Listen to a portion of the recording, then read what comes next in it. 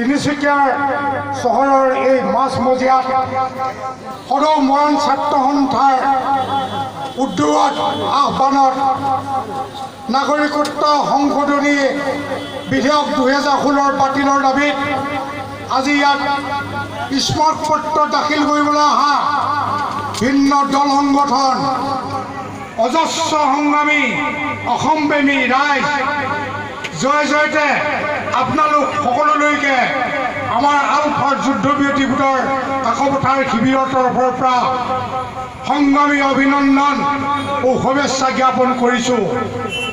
সন্মানীয় ৰাইজ, আপোনালোকে জানে আমি আলফাই যুদ্ধবিৰতি গোটে আমি তেজৰ ডুঙাৰ বাৰুদৰ ধোঁৱাৰ মাজৰ পৰা আহিছোঁ। শান্তি প্ৰতিষ্ঠাৰ স্বাৰ্থত অসমৰ সমূহ খিলঞ্জীয়া থলুৱাৰ সৰু বৰ প্ৰতিটো জাতি জনগোষ্ঠীৰ সাংবিধানিক সুৰক্ষাৰ দাবী দিল্লীৰ সৈতে আলোচনা কৰিবলৈ আমি আলফাৰ দাবী চনদত আমি এই বিষয়টোৱে প্ৰথম অগ্ৰাধিকাৰ দিছিলোঁ যে বিদেশী প্ৰব্ৰজনে আমাৰ জাতি ভেটি মাটি গোষ্ঠী অস্তিত্ব সৰ্বাত্ম সকলো ফালৰ পৰা শেষ কৰি লোৱাৰ পাছত এতিয়া আমাক সাংবিধানিক সুৰক্ষাৰ লাগে। একেই দাবী আছিল অসম আন্দোলনৰ 6 দফাত আৰু য'ত দিল্লীয়ে ভাৰত চৰকাৰে আছুৰ সৈতে কৰা চুক্তিত সেইটো প্ৰতিশ্ৰুতি দিছিল, চুক্তিত স্বাক্ষৰ কৰিছিল খিলঞ্জীয়াসকলৰ সাংবিধানিক সুৰক্ষাৰ কথা।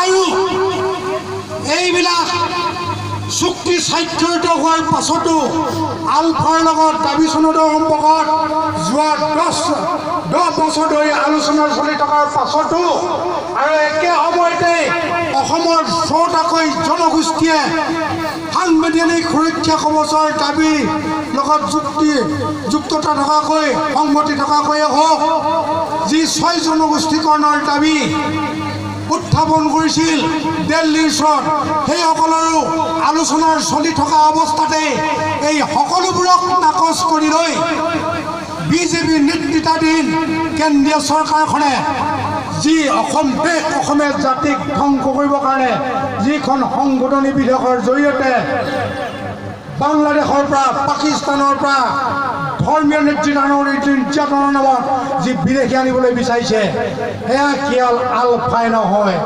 অসমৰ নহয়, অসমৰেই সমগ্ৰ উত্তৰ পূৰ্বাঞ্চলৰ কোনো খিলঞ্জীয়া থলুৱা জাতিৰ জনগোষ্ঠীয়ে শেষ টোপাল তেজ থকালৈকে ইয়াক যে মানি নল'ব, ইয়াৰ আজি অসমৰ এই জনসমুদ্ৰই হওক বা এই মুহূৰ্ততো অসমৰ ভিন্ন প্ৰান্তত প্ৰতি ইঞ্চি মাটিত যি উত্তাল প্ৰতিবাদৰ গণজোৱাৰ উঠিছে সিয়ে আজি প্ৰমাণ কৰি দিছে।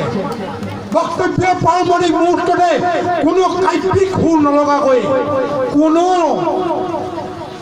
ভাষাৰ সুন্দৰতা লালিত্য নোহোৱাকৈ দিল্লীক ক'ব বিচাৰিছোঁ, ভাৰত স্বাধীন হোৱাৰে পৰা আজিৰ তাৰিখলৈকে আপোনালোকে আমাক মানৱতাৰ ভাৰতৰ অখণ্ডতাৰ আৰু এতিয়া ধৰ্মীয় অৰ্থাৎ ৰাষ্ট্ৰীয় নাগৰিকত্ব যে মানৱতা অখণ্ডতা কিবা ধৰ্মীয় সহনশীলতাৰ দোহাই দি আমাক শেষ কৰিবলৈ বিচাৰিছে।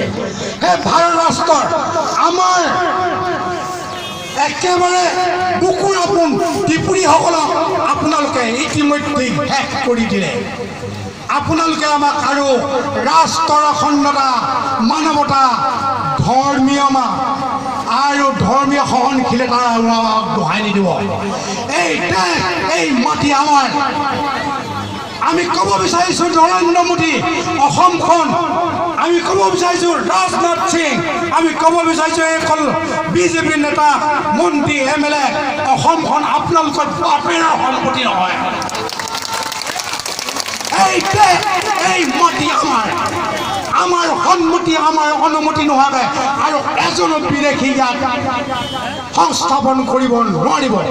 এই ক্ষণতেই আমি সতৰ্ক কৰিব বিচাৰিছোঁ, এই টিকাত দম নথকা দিল্লীৰ ওচৰত নেগুৰ পেলাই দিয়া অসমৰ এই বিধায়ক আৰু এই MP কেইজনক আপোনালোকে খিৰেণ মিত্ৰ যি কেন্দ্ৰীয় গৃহমন্ত্ৰীৰ দায়িত্বত এজন বিজেপি এখন কেন্দ্ৰীয় চৰকাৰৰ এজন গৃহমন্ত্ৰী হৈও ক'ব পাৰিছে যি বলিষ্ঠভাৱে যোৱাকালি পৰহি অসমৰ উত্তৰ পূৰ্বাঞ্চলৰ অন্যায় হোৱাকৈ এইটো সহ্য নকৰোঁ, মানি নলওঁ।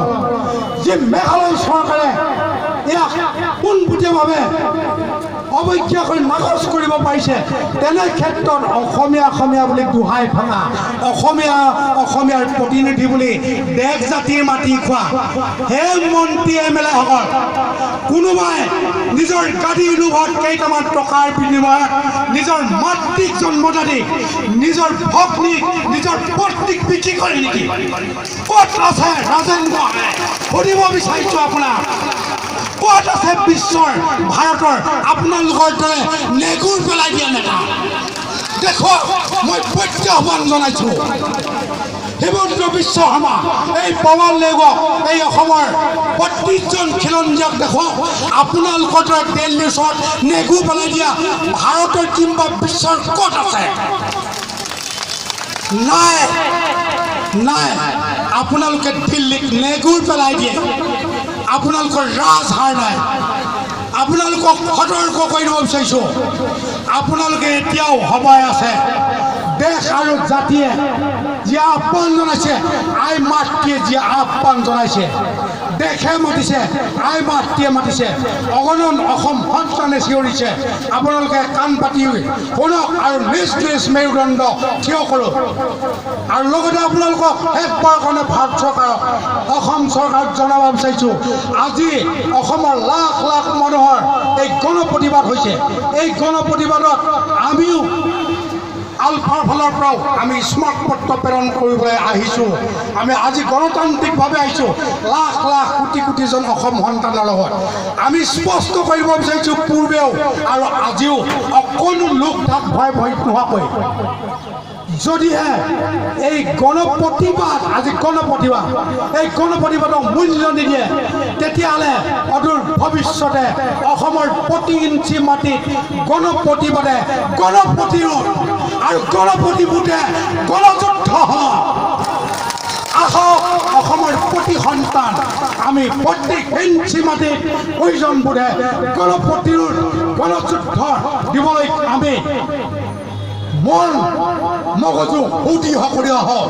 আমি আটাই আজি কেৱল জয় আসাম ধ্বনি দিলেই নহ'ব, আমি মানসিকভাৱে প্ৰতি ইঞ্চিৰ মাটিত গণপ্ৰতিৰোধ কৰি তুলি চৰকাৰ অচল কৰি দিবলৈ আমি দৃঢ় প্ৰতিশ্ৰুতিবদ্ধ হওঁ। সেই আশা আৰু সেই আহ্বানেৰে জয় আসাম।